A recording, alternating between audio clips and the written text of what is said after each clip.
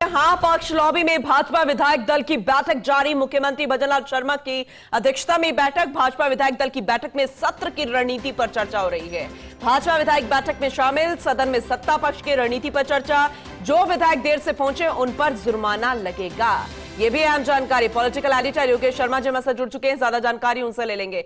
योगेश जी, वैसे तो ये प्रोसेस है इस बैठक का सत्र से पहले, क्योंकि आज का दिन वाकई खास, क्योंकि जवाब पेश किया जाएगा शाम को, लेकिन ऐसा नहीं लग रहा कि भारतीय जनता पार्टी के विधायकों को इस बैठक की जरूरत भी थी और ज्यादा आक्रामक होने के लिए, विपक्ष का जवाब देने के लिए। इसके अलावा ये एक और नई चीज है कि अगर विधायक देर से पहुंचता है तो उन पर जुर्माना भी लगेगा। क्या किसी विधायक पर अभी जुर्माना लगा है? ओवरऑल अपडेट दीजिएगा। पूनम, देखिए, विधायक दल की बैठक विधानसभा में जो होती है उस पर देरी से आता है, उस पर जुर्माने का पहले से ही प्रावधान ठीक है सर, निहित है। और दूसरी बात यह है कि अभी वो लिस्ट सामने आ जाएगी, कौन कौन विधायक देरी से आया, कौन मंत्री लेट पहुंचा। ये एक तरह से डिसिप्लिन बनाने के लिए बीजेपी विधायक दल ने ऐसा कर रखा है। मतलब एक कोई किसी पर दंड का तरीका नहीं है, केवल एक डिसिप्लिन बना रहे समय से, क्योंकि विधानसभा में 11 बजे से प्रश्नकाल शुरू होता है, तो समय पर आने से समय पर बैठक की उसकी महत्वता बढ़ जाती है। मुख्यमंत्री समय पर पहुंच गए, सदन के नेता भी हैं, बीजेपी विधायक दल के नेता भी हैं, उनकी अध्यक्षता में बैठक शुरू हो गई। संसदीय कार्य मंत्री जोगाराम पटेल और मुख्य सचेतक जोगेश्वर गर्ग बैठक को कोऑर्डिनेट कर रहे थे। और बैठक में सदन के में क्योंकि लंबा चलेगा बजट सत्र, और ऐसे में इस तरह की आक्रामक रणनीति रहनी है।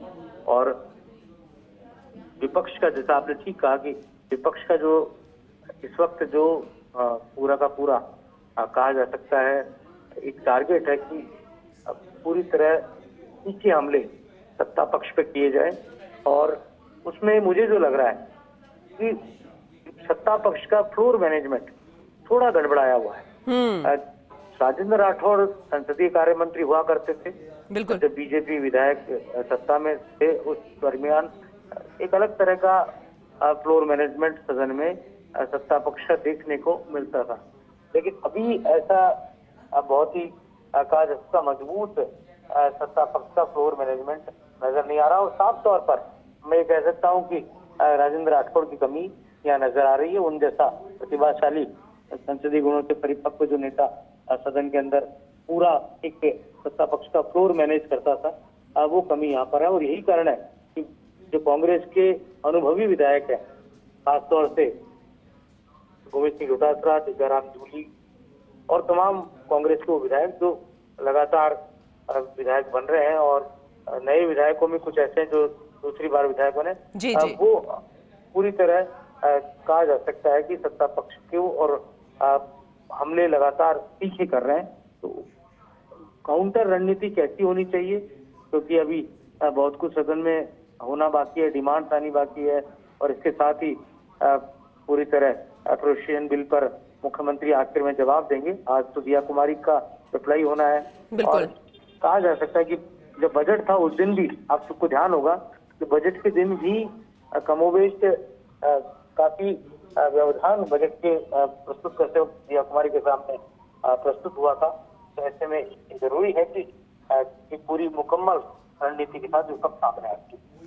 बिल्कुल। और देखा जाए जो नए नवेले विधायक है या फिर उन्हें जिन्हें ज्यादा एक्सपीरियंस नहीं है योगेश जी, उनके लिए इसे ट्रेनिंग पीरियड कहा जा सकता है, ये वाला सत्र पूर्ण बजट वाला, और ये फिलहाल जो अभी कार्यवाही चल रही है। लेकिन जनता के साथ खिलवाड़ नहीं होना चाहिए, ऐसा ना हो कि उन्हें लंबा वक्त लग जाए।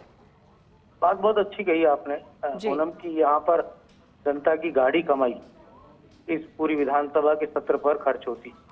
तो ऐसे में विधायक जो नए बनकर आए उनके लिए तो बहुत ही जरूरी है कि वो ज्यादा से ज्यादा समय सदन में बैठें, बिताएं और अपने अनुभवी जो नेता हैं, विधायक हैं, उनको बोलते हुए सुने, उनसे सीख ले, उनसे ज्ञान अर्जित करें। ज्ञान जो होता है उसकी कोई सीमा नहीं होती और कोई उम्र नहीं होती। जी। ज्ञान हमेशा विद्यार्थी की तरह इंसान को रहना चाहिए। तो वो अभी मैंने देखा कि विधायक थोड़ा सा लंच ब्रेक भी वासुदेव देवनानी ने इसलिए किया था कि थोड़ा रिफ्रेश हो जाए, सब लोग वापस से लंच के बाद आए। लेकिन कमोबेश सदन में जो संख्या बल है उसमें ये थोड़ी सी दिक्कत है।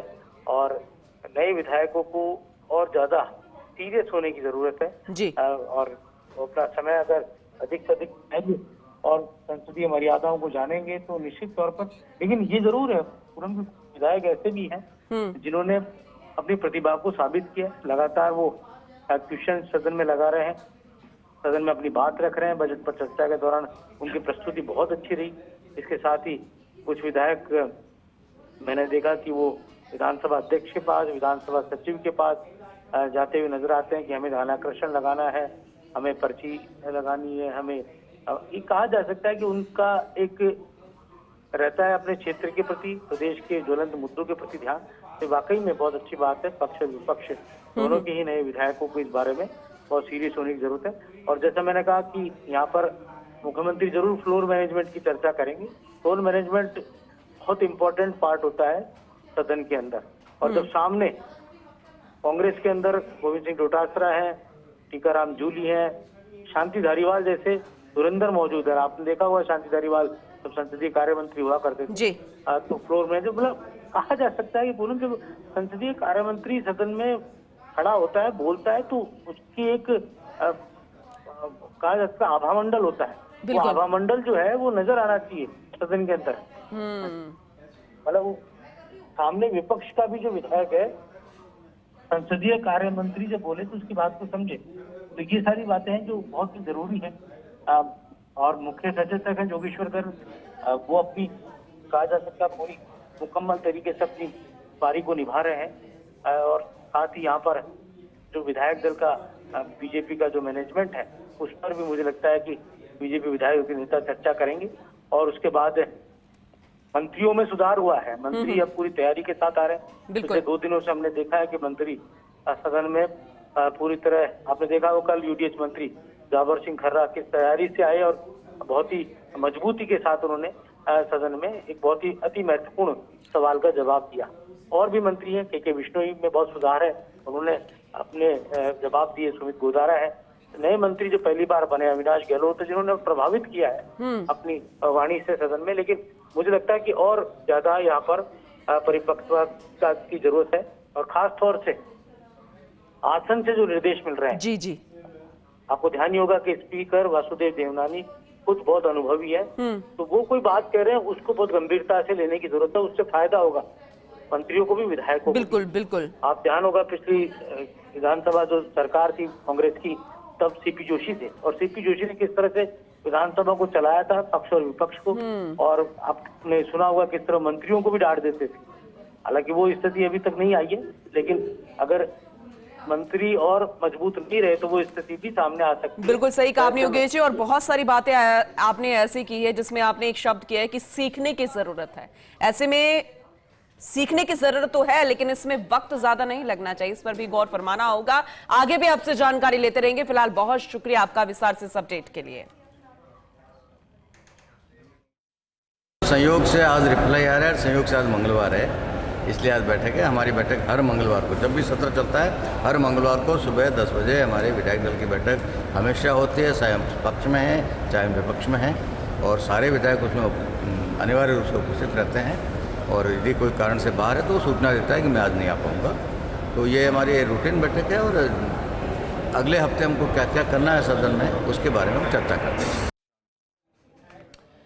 तो जो विधायक देर से पहुंचेंगे उन पर जुर्माना तो लगेगा ही, जो कि एक नियम भी कहता है। लेकिन अब देखना होगा कि कौन कौन से ऐसे विधायक हैं जिन पर फाइन लगेगा। लेकिन इसके अलावा आपने सुना जोगेश्वर गर्ग, उन्होंने कहा कि सौभाग्य की बात है जब जब सत्र शुरू होता है या फिर जब जब खास बैठक होती है उस दिन मंगलवार होता है। और आज भी मंगलवार है, तो मंगल करेंगे हनुमान जी भी और बेड़ा पार होगा।